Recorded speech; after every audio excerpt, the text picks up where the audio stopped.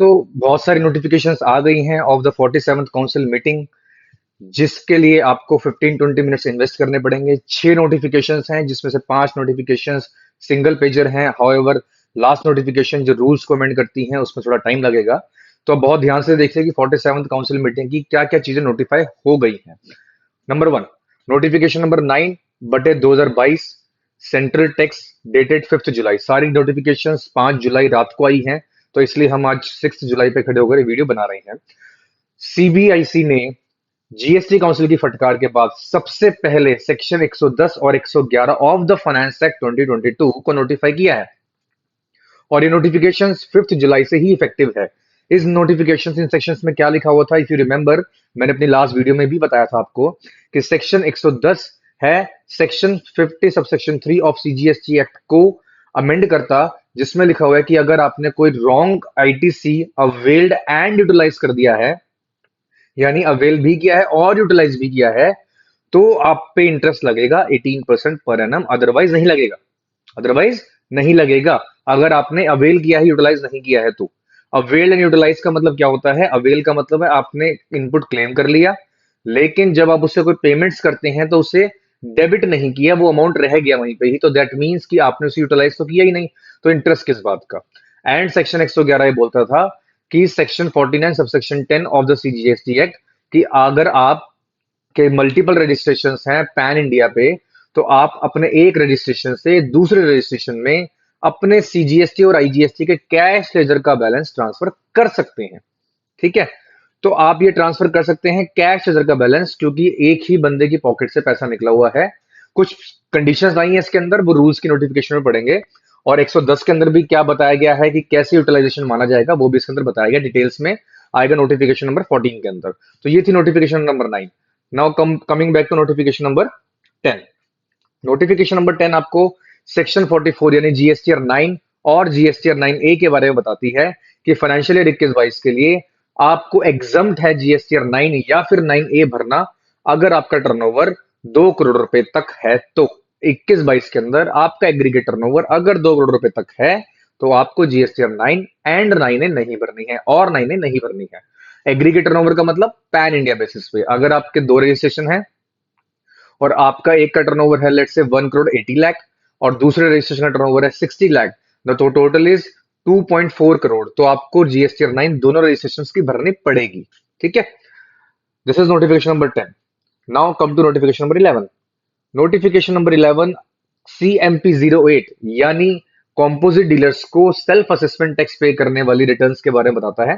पहली बात। दूसरी बात, फर्स्ट क्वार्टर ऑफ 2022 यानी अप्रैल से 30 जून, अप्रैल 2022 से लेकर 30 जून 2022 की ड्यू डेट जो थी, आप देख पा रहे हैं अर्लियर इट वाज 18 जुलाई 2022। पहले ये 18 जुलाई 2022 थी, जिसको 12-13 दिन से 12-13 डेज से बढ़ाते हुए 31st डे ऑफ जुलाई 2022 कर देने, 13 डेज का और एक्सटेंशन दे दिया आपको CMP 08 फाइल करने के लिए। यही इस नोटिफिकेशन के अंदर बताया गया है। Notification number 12 for the purpose of GSTR 4 composite dealers की डिटेल्स है, रिटर्न है, जो कि आप 30th जून तक भरने वाले थे, उसे आप 28th जून तक भरेंगे। यानी जीएसटीआर 4 का लेट फीस वेवर है, अंडर सेक्शन 47 जो लेट फीस जाती है उसका वेव किया गया है।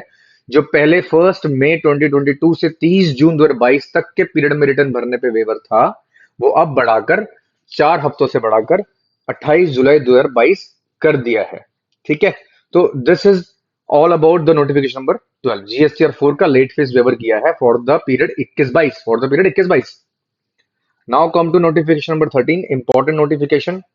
इसमें लिमिटेशन पीरियड्स को बढ़ाया गया है, जैसे कि हमने 47th काउंसिल की मीटिंग में डिस्कस किया था, वही नोटिफाई किया गया है। 3 इंपॉर्टेंट चीजें हैं। फर्स्ट एंड फॉरमोस्ट, ये रेवेन्यू डिपार्टमेंट के लिए बहुत इंपॉर्टेंट है। सेक्शन 73 सबसेक्शन 10 के अंदर जो लिमिट स्पेसिफाई करी गई थी नोटिस इश्यू करने के लिए, कौन सा नोटिस? शो कॉज नोटिस, जो कि 73 सबसेक्शन 9 में इश्यू होता है, उसकी टाइम लिमिट 73-10 में डिस्कस की गई है। 73 शो कॉज नोटिस होते हैं नॉन फ्रॉड केसेस, यानी ऐसे केसेस जो गलती से आपका टैक्स कम रह गया पे करना, या आईटी से ज्यादा अवेल कर लिया, यूटिलाइज कर लिया तो। और यूटिलाइज वर्ड है भी यहाँ पे, जो कि कंफ्यूजन का पार्ट है। Anyways let's not discuss into this, कि अब ये लिमिटेशन पीरियड जो बढ़ा दिया गया है 17-18 के लिए 30th डे ऑफ सितंबर 2023। यानी आपको इन आम भाषा में, सरल भाषा में 17-18 का शो कॉज नोटिस 30 सितंबर 2023 तक डिपार्टमेंट इशू कर सकता है for the leakage of revenue. ठीक है। और साथ साथ फर्स्ट डे ऑफ मार्च यानी 1 मार्च 2020 से लेकर 28 फरवरी 2022 तक फॉल होने वाले लिमिटेशन पीरियड अंडर सेक्शन 7310 यानी इन डेट्स के अंदर अगर कोई लिमिटेशन पीरियड फॉल करता था तो उससे खत्म कर दिया है। यानी अब इन डेट्स के बीच में अगर कोई नोटिस आने की जो डेट थी, जो टाइम बार गैप था, वो खत्म हो रहा था, तो उसे यहां से हटा दिया गया है। इसलिए ये भी लिमिटेशन पीरियड का पार्ट बनता है। Third, refunds under section 54 and 55 अगर आपके एक्सपायर हो रहे थे 1 मार्च 2022 से लेकर 28 फरवरी 2022 तक, ऑलमोस्ट पूरे के पूरे 2 साल के बीच में अगर आपके रिफंड एप्लीकेशन एक्सपायर हो रही थी, क्योंकि 2 साल का रिफंड एप्लीकेशन होता है, तो वो भी एक्सक्लूड कर दिया। You can file your refund application considering कि ये पीरियड था ही नहीं। ठीक है, इसे डिस्काउंट करते हुए आप फाइल करेंगे। और ये नोटिफिकेशन कम इनटू फोर्स आई है फर्स्ट डे ऑफ मार्च 2020, क्योंकि लानी ही थी, क्योंकि अगर इनको एक्सक्लूड करना है रेट्रोस्पेक्टिव पीरियड तो उस डेट से ही नोटिफिकेशन लाई जाती है। This is about notification number 13 limitation period section 73 subsection 10 का टाइम पीरियड बढ़ा दिया गया है, जो कि एक थोड़ी सी एक बुरी खबर है उन टैक्स पेयर्स के लिए जिन्होंने कोई लीकेज किया है। एनीवेज उनके लिए नहीं है, जिनके लिए कुछ भी नहीं, कोई दिक्कत नहीं है, सब कुछ स्मूथली चल रहा था। नोटिफिकेशन नंबर 14 जिसमें रूल्स को अमेंड किया गया है और काफी छोटी छोटी बातें बताई गई हैं जो कि 47th काउंसिल मीटिंग के अंदर डिस्कस की गई थी। और ये रूल्स कब से नोटिफाई हैं? 5 जुलाई 2022 यानी कल से। नेक्स्ट, क्या अमेंडमेंट्स की गई हैं? सबसे पहले मैं देखो, मैं शॉर्ट्स में बताना चाहूंगा, बहुत ज्यादा डिटेल डिस्कशन या रीडिंग नहीं करूंगा मैं इसकी, क्योंकि बहुत टाइम लगेगा उसके अंदर आपको और मेरा दोनों का। सेकेंडली, अगर आपको ये सारी पीडीएफ चाहिए जो हाईलाइटेड है, नॉन हाईलाइटेड तो आपको बहुत जगह से मिल जाएगी, जो हाईलाइटेड है तो you can mail your mail ID in comment box, या फिर आप मेरी मेल आईडी पे भी मुझे मेल कर सकते हैं और कह सकते हैं कि मुझे ये वाली नोटिफिकेशन या सारी नोटिफिकेशंस पीडीएफ के थ्रू सेंड कर दीजिए, हाईलाइटेड वाली। ठीक है। एनीवेज, रूल 21A को अमेंड किया गया है, जिसके अंदर बोला गया है कि अगर आपका रिटर्न अगर आपका रजिस्ट्रेशन कैंसिल या फिर नोटिस आया था आपको जिसके अंदर आपको लिखा हुआ था कि आपने रिटर्न्स नहीं भरी हैं लास्ट 6 मंथ की, तो आपका कैंसिल कर दिया जाएगा। तो जैसे आपने रिटर्न भर दी तो उससे रिवोक सस्पेंशन को रिवोक कर दिया जाएगा ऑटोमेटिकली। ये बात उन्होंने 47 काउंसिल मीटिंग में करी थी, नोटिफाई हो चुकी है। ठीक है। बस ये बात जान लीजिएगा कि आपका रजिस्ट्रेशन कैंसिल नहीं हो गया। अगर कैंसिल हो चुका होगा तो फिर प्रोसेस आपका चेंज हो जाएगा। ठीक है। The suspension of registration shall be deemed to be revoked, माना ही जाएगा रिवोक है जैसे ही आपने रिटर्न फाइल कर दी। क्लियर है। Explanation to rule 43। रूल 43 साफ साफ रिवर्सल्स के बारे में बोलता है। उसमें एक्सप्लेनेशन 1 है, उसमें लिखा जाता है कि कौन कौन सी चीज एग्जम्स है। मैं दिखा देता हूं आपको। Excluding the value of specific exempt supplies for calculation of reversals. कुछ चीजें उन्होंने लिस्ट डाउन करी हैं, 3-4 चीजें, जिसके अंदर लिखा हुआ है कि एग्जाम सप्लाईज होने के बावजूद भी रिवर्सल्स का पार्ट नहीं भरेगी, जिसमें डी पॉइंट ऐड कर दिया है, जिसमें बोला है ड्यूटी क्रेडिट स्क्राइब्स को अगर आप सेल करते हैं, हालांकि वो एग्जाम सेल है पर रिवर्सल रिक्वायर नहीं है। बहुत अच्छी बात है। रूल 46, ये बहुत कमाल का नोटिफिकेशन आया है, ये रूल आया है। रूल 48(4) ये बोलता है कि जिसको इनवॉइसिंग मैंडेटरी है उसको इनवॉइसिंग इशू करनी पड़ेगी at the time of sale supply. ठीक है, पहली बात। अब रूल 48(4) के अंदर कंडीशंस क्या है, मतलब जो री इनवॉइसिंग की है, कि अगर आपका 17-18 से लेकर अब तक किसी भी साल के अंदर 20 करोड़ रुपए से ऊपर एग्रीगेट टर्नओवर हो गया तो आप इनवॉइसिंग के लिए लायबल हो जाएंगे। अब पहले क्या हो रहा था कि टैक्स इनवॉइस रूल 46 में छपता था, आज लेट से 5 जुलाई को इनवॉइस 10-15 दिन के बाद लोग प्रिंट करके निकाल रहे थे, उसमें कोई टाइम बार गैप नहीं था। अब इन्होंने क्या कर दिया कि अगर जिसको रूल 48(4) के अंदर इनवॉइस इशू करना है, ठीक है, सॉरी रूल 46 के अंदर इनवॉइस इशू करना है, तो उसे एक रूल 48(4) के पर्टेनिंग डिक्लेरेशन देनी पड़ेगी। वो क्या है कि मैं ऑथराइज या डिक्लेयर करता हूं कि मेरा aggregate turnover preceding financial year 17-18 onward से लेकर अब तक इतना नहीं है कि मैं रूल 48(4) के अंदर इनवॉइसिंग इशू करूं, यानी 46 रूल 46 की इनवॉइस के ऊपर, यानी टैक्स इनवॉइस के ऊपर ये डिक्लेरेशन देना है आपको कि मैं इनवॉइसिंग के लिए एप्लीकेबल नहीं हूं। आम भाषा में बताऊं तो आपको, तो डिक्लेरेशन देने का मतलब ये हो गया कि अब आपकी जो टैक्स इनवॉइस है वो ये दिखाएगी कि आप इनवॉइसिंग के लिए एप्लीकेबल नहीं है। तो अगर आपने डिक्लेयर कर दिया तो that means you are not eligible और you are not liable to issue E invoice, तो ही आपका इनवॉइस वो सॉरी टैक्स इनवॉइस वैलिड माना जाएगा। अगर डिक्लेरेशन नहीं दिया आपने तो वैलिड नहीं माना जाएगा। इसीलिए 20 करोड़ से ऊपर वाले पर्सन्स और ये नीचे वाले पर्सन्स हैं उनको बहुत ध्यान रखना है इन चीजों का। और एक बात और बता दो, ई इनवॉइसिंग 10 करोड़ तक और उसके अलावा 5 करोड़ तक भी आने वाला है, तो जो स्मॉल टैक्स पेयर्स हैं जो इसके अंदर फॉल करते हैं वो अलर्ट रहिएगा। ये बहुत अच्छी चीज है मेरे हिसाब से तो, बट थोड़ा सा कंप्लायंस बढ़ जाएगा आपका, लेकिन ठीक है, एक चीज अगर सही हो रही है तो उसे होने देना चाहिए। नेक्स्ट, बहुत ही जबरदस्त चेंज, क्या, वेयर ये रूल 86 के अंदर चेंज आया आपका, जिसके अंदर एरोनॉस जो रिफंड्स होते थे आपके आपके पास रिफंड आया गलती से, आपने उसे वापस भी दे दिया, लेकिन वो वापस देने के बाद आपका जो आईटीसी था जो डेबिट हो गया था eight the time of filing refund application, वो क्रेडिट नहीं होता था।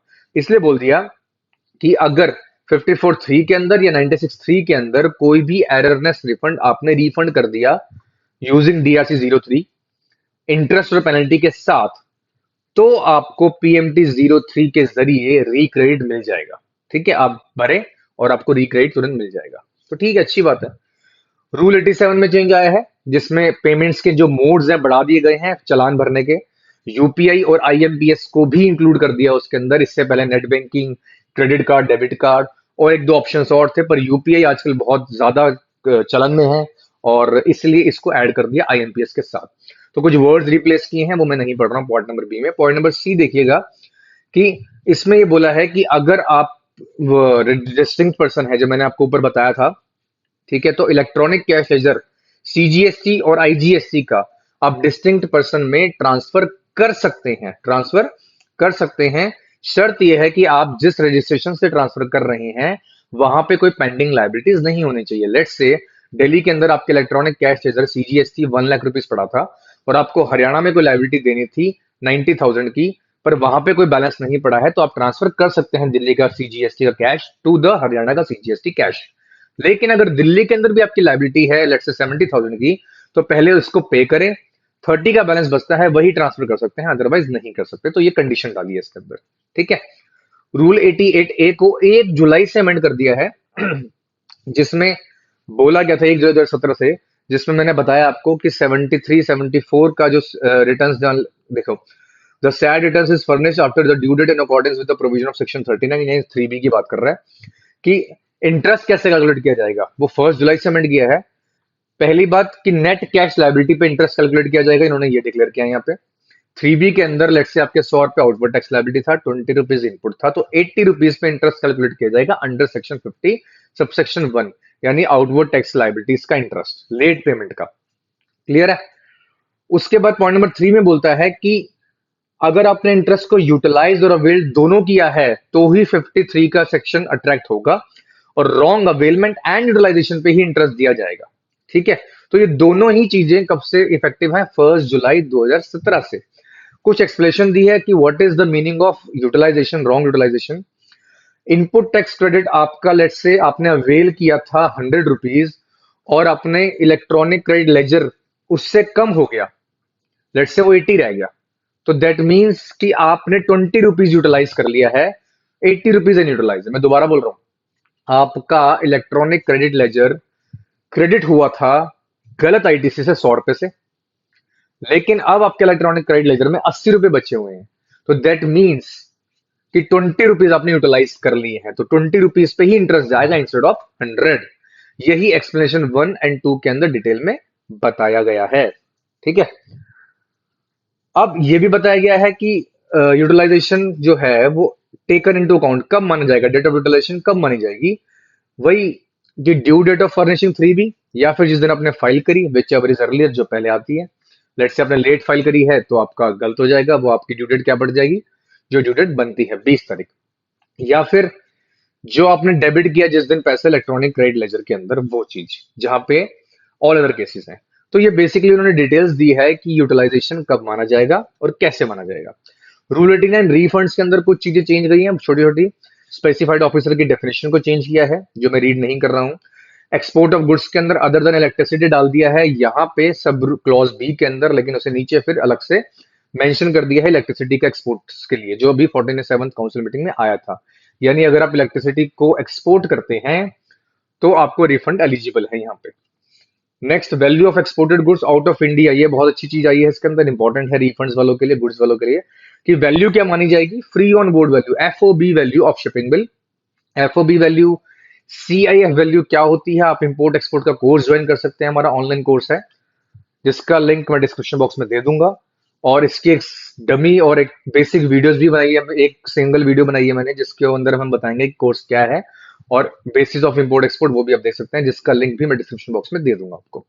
तो एफओबी वैल्यू या फिर value declared in tax invoice और bill of supply whichever is less, जो कम होगी वो आपको रिफंड पर्पस के लिए वैल्यूएशन पर्पस माना जाएगा। ठीक है जी। डी क्लॉज बहुत इंपॉर्टेंट, 89(5) को अमेंड करते हुए इनपुट सर्विस को इंक्लूड कर दिया है रिफंड कैलकुलेशंस के अंदर। अब बेनिफिट हो जाएगा, इनपुट सर्विस का भी रिफंड्स मिलने शुरू हो जाएंगे। 95A रूल को हटा दिया है, जिसकी जगह आपका 95 रूल ए को हटा दिया है, जिसमें लिखा हुआ था कि आप किस तरह से जो ड्यूटी फ्री शॉप्स हैं उनका रिफंड आता है, वो इसके अंदर हटा दिया गया है, क्योंकि अब डीम्ड रिफंड आ गया है उनका, ऑटोमेटिक माना जाएगा, इसलिए इसको हटा दिया है।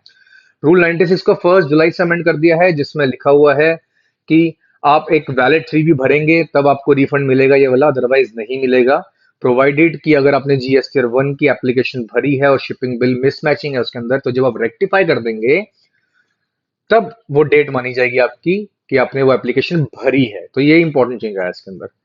इसके अलावा आप रूल कौन सा था, 96, 96 के अंदर एक और चेंज आया है कि जो commissioner in the board of the officer authorised by the board, वो आपका वेरिफिकेशन कर सकता है आईटीसी अवेलमेंट का लेकर, कि आपका जो आईटीसी अवेल आपने किया है वो ठीक है कि नहीं है, अगर उससे कोई डाउट होता है तो। यानी पावर दे दी गई है कमिश्नर को कि आपके आईटीसी को डिटेल में वेरीफाई कर सकता है।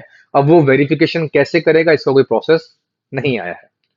तो ये एक चीज है जो कि आप कंसिडर कर सकते हैं, इसलिए इनपुट टैक्स क्रेडिट बहुत ध्यान से अवेल करें, और इसकी सारी बैकअप वर्किंग सबके पास होनी चाहिए। सब रूल 5 ओमिट कर दिया है, जिसके अंदर लिखा हुआ था कि विद हेल्ड ऑफ रिफंड की इंटीमेशन किसको दी जाएगी, उसकी जगह पे ये आ गया है 5A, जिसमें लिखा हुआ है कि इलेक्ट्रॉनिकली दी जाएगी अगर आपको कोई रिफंड विद हेल्ड कर दिया तो। 5B के अंदर भी कुछ ऐसी बात की गई है कि अगर आपका रिफंड विद हेल्ड कर दिया, पर फर्क क्या है कि वहां पे अगर आप पहली लाइन पढ़ेंगे, क्लॉज ए और सी ऑफ सब रूल 4 का था, यहाँ पे क्लॉज बी का है। तो बेसिक डिफरेंस, बॉटम लाइन यही है कि अगर आपका रिफंड विद हेल्ड कर दिया है तो आपको इंटीमेशन इलेक्ट्रॉनिकली आएगी। इसके अलावा अगर आपको रिफंड इश्यू कर दिया है तो भी आपको कॉमन पोर्टल पे उसकी इंटीमेशन आ जाएगी। 5C ने बताया है, जो कि रूल 6 और 7 उसका हटा देते थे, उसको सब रूल जो वो थे वो हटा दिया है, इनकी जगह पे दोनों रूल्स आ गए हैं। 3B के अंदर काफी चेंज आया है। सॉरी, 3B के अंदर एक लाइबिलिटी जो आप डिक्लेयर करते थे अपनी रिवर्स चार्ज की, उसके नीचे एक कॉलम और ऐड कर दिया है, कह सकते हैं उसमें ब्रैकेट में ऐड कर दिया है, other than those covered in 3.1.1। अब वो 3.1.1 क्या है वो नीचे बताया जाएगा। 3.1.1 बोला गया है कि अगर section 9 subsection 5 of CGST act, यानी ई कॉमर्स ऑपरेटर के थ्रू सप्लाईज हो रही है या वो खुद सप्लाईज कर रहे हैं, तो उनको अपनी डिक्लेरेशन सेपरेटली देनी पड़ेगी 3.1.1 में। इसका टेबल 1 बोलता है कि इलेक्ट्रॉनिक कॉमर्स ऑपरेटर खुद भरेगा क्या वैल्यू है, क्या टैक्सेस हैं, और सेकंड कॉलम उसको भरना है जिसने ई कॉमर्स ऑपरेटर के थ्रू सप्लाई करी है। अगर मैं एग्जांपल दूं तो लेट्स से मैं अमेजोन पे कोई शर्ट्स बेचता हूं अपनी, तो अमेजोन वाला पर्सन जो है, अमेजोन जो अपनी रिटर्न भरेगा, वो रिटर्न भरेगा 3.1.1 के अंदर अपनी डिक्लेयर करेगा वैल्यू कॉलम नंबर 1 में, और मैं जब अपनी रिटर्न भरूंगा बीइंग अ टैक्स पेयर, मैं अपनी डिटेल भरूंगा कॉलम नंबर 2 में। तो लेट्स से मैं अब शर्ट्स बेचता हूं ऑनलाइन ऑफलाइन दोनों, तो जो ऑनलाइन शर्ट्स अमेजोन के थ्रू बेचता हूं वो मेरा 3.1.1 के पार्ट सेकंड में आ जाएगा, और मैं जो ऑफलाइन शर्ट्स बेच रहा हूं अपने काउंटर पे वो मेरा B2B B2C सेल 3.1 के अंदर ही रहेगा, जो ऑलरेडी रहता था। तो ये 3B के अंदर मेजर चेंज आया है। इंपॉर्टेंटली, अब आपको जो रिवर्सल्स हैं रूल 38 के हों, 42 के हों, 43 के हो, जिसके लिए सेपरेट कॉलम था, साथ साथ 17.5 के रिवर्सल्स भी मैंडेटरीली दिखाने हैं। यानी अब आप नेट वैल्यू नहीं दिखा सकते, ग्रॉस दिखाएंगे और नीचे रिवर्सल अलग से दिखाएंगे। काफी सारी इश्यूज थे इसके अंदर, तभी डिपार्टमेंट ने ऐसा किया है, क्योंकि लोग अपनी जो चीजें थी वो फैब्रिकेट कर सकते थे, अब मुश्किल हो जाएगा। अब क्या है, इसके अलावा आईटीसी अगर आपने कोई रिक्लेम किया है, ठीक है, अर्लियर टैक्स पीरियड का, लेट्स से 180 डेज वाला कंसेप्ट था आपका, उसमें साफ साफ लिखा हुआ है कि अगर 180 डेज तक आप पेमेंट नहीं करते वेंडर को, तो आपको रिवर्स करना पड़ेगा। आपने रिवर्स कर दिया, पर आपने लेट्स से 30-40 डेज के बाद बियॉन्ड 180 आपने उसको पेमेंट कर दी, तो उसमें ये भी लिखा हुआ है कि जब आप पेमेंट करेंगे तो आपको रिक्रेडिट मिल जाएगा। तो अगर ऐसा कुछ क्रेडिट है तो आप उसको यहाँ पे अलग से डालेंगे, ठीक है। इन एलिजिबल क्रेडिट सेक्शन 16(4) की वजह से, यानी सितंबर के beyond, September of the next year obviously, और प्लेस ऑफ सप्लाई प्रोविजंस की वजह से, जो कि होटल्स वगैरह पे जाता है। और होटल्स पे कैसे ले सकते हैं, इस पे बहुत शानदार वीडियो है, हाईएस्ट व्यूड वीडियो है मेरी, वो जरूर देखिए, डिस्क्रिप्शन बॉक्स में लिंक मिल जाएगा आपको। कि वो अगर आपका इनएलिजिबल आईटीसी है वो भी सेपरेटली दिखाना पड़ेगा, जो कि ऑलरेडी टूबी में आता है। मैं आपको बता दूं, टूबी के अंदर अगर 100 रुपए आते हैं तो 10 रुपए वो ऐसे निकाल देता है जो कि इस तरह के इनएलिजिबिलिटी दर्शाते हैं, इसलिए वहां से उठा के फिगर भर सकते हैं। इसके अलावा ई कॉमर्स ऑपरेटर को डिटेल्स बताई गई हैं भरने की, जो मैंने आपको ऊपर ही बता दी। जीएसटीआर 9 में जहां जहां वर्ड्स को रिप्लेस करना था, ईयर्स को रिप्लेस करना था, उन्होंने ईयर्स को रिप्लेस कर दिया है। अब 21-22 आ जाएगा, जहां पे 20-21 था, और जहां पे पुरानी ईयर्स की बात कर रहा था वो आ जाएगी। इंपॉर्टेंट जो चेंज आया है वो इसके अंदर भी ये आया है कि अब आपको नॉन जीएसटी सप्लाई अलग से दिखानी पड़ेगी। पहले क्या था, नॉन जीएसटी एग्जम्प्ट और निल रेटेड इकट्ठे दिखा सकते थे, अब आपको नॉन जीएसटी अलग से दिखानी पड़ेगी। एग्जम्प्ट और निल रेटेड आप अभी भी इकट्ठे दिखा सकते हो एग्जम्प्टेड रो के अंदर, फर्स्ट थिंग। इसके अलावा ईयर्स चेंज हुआ है, ये मैं रीड नहीं कर रहा हूँ, कुछ खास बात नहीं है इसके अंदर, ठीक है। अब जो इंपॉर्टेंट चेंज आया है वो एक और ही आया है कि अब आपको details of ITC for good service received in the previous financial year ITC but the same was availed in the returns filed for the month of this shall be declared here. 13 के अंदर दिखाते हो आप इसके अंदर, वो ठीक है, नॉर्मल बात है। अब जो इंपॉर्टेंट चेंज आया है वो ये है कि आपको एचएसएन वाइज आउटवर्ड डिटेल्स देनी है। कॉलम नंबर 17 और 18 आउटवर्ड और इनवर्ड रिस्पेक्टिवली शो करता है जीएसटीआर 9 का, जिसमें ये लिखा हुआ था कि आप एचएसएन लेवल पे डिटेल्स देंगे। अब 17 को 21-22 से मैंडेटरी कर दिया है और बोला है कि आप इसको डिटेल्स देंगे। पॉइंट नंबर 2 देखिए, for financial 2021 the distribution shall have option to not to file 18, यानी इनवर्ड पे अभी भी एचएसएन मैंडेटरी नहीं किए गए हैं, पर मुझे लग रहा है अगली बार मैंडेटरी हो जाएंगे, क्योंकि अब 6 डिजिट और 4 digit HSN first day of April 2022 से मैंडेटरी हो गए थे। तो वही डिक्लेरेशन आपको 17 के अंदर देनी है आउटवर्ड के अंदर 21-22 के लिए। हालांकि उस टाइम मैंडेटरी नहीं थे, लेकिन ठीक है। लेकिन किसको देना, 5 करोड़ से ऊपर वालों को, सबको नहीं देना। यानी जीएसटी 9 2 करोड़ से ऊपर वाले भरेंगे, 2 से 5 करोड़ वाले जो भरेंगे वो विदाउट एचएसएन डिटेल्स भर सकते हैं, और 5 से ऊपर वालों को एचएसएन डिटेल्स देनी पड़ेगी with respect to output. GST 9C में टेबल में चेंजेस आए हैं, जो ईयर चेंजेस हैं वो कोई रेलिवेंट नहीं है। और आपको पता है ऑडिट तो खत्म हो गया, पर 9C का पार्ट ए यानी सेल्फ सर्टिफिकेशन जाता है। इसके अलावा रूल्स में जो फॉर्म्स चेंज हुए हैं वो हैं, जिसको मैं रीड नहीं कर रहा हूँ, आपको पीडीएफ चाहिए तो मंगा सकते हैं। So this is all about the notifications 9, 10, 11, 12, 13, 14 जो 5 जुलाई को आई हैं, और आप इसको ध्यान से देखें।